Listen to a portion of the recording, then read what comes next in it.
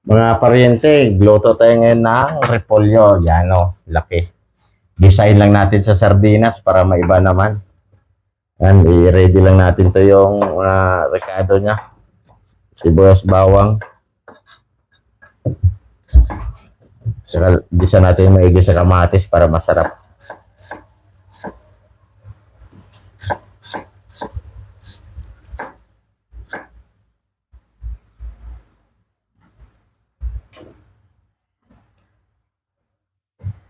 Pinat mo. Ito, saglit lang ito. Isali mo.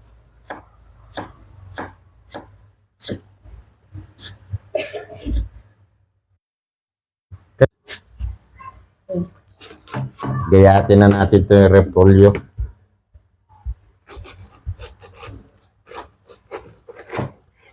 Masarap to kasi paminsan-minsan lang.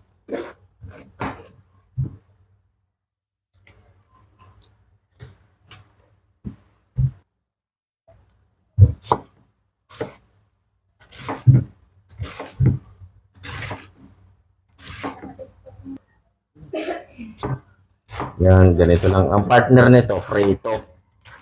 Yan, magpiprito tayo. Para may gulay.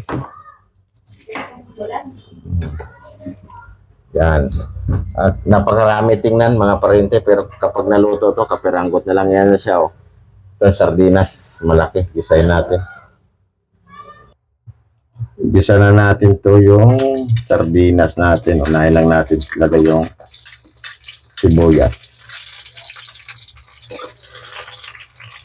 Lagay na natin yung bawang.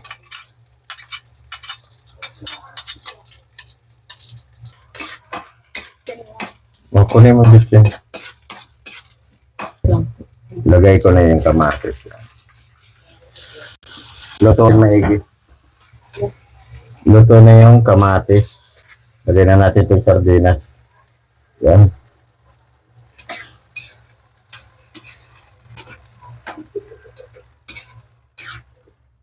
Natin itong bitsin. Ng kunting paminta.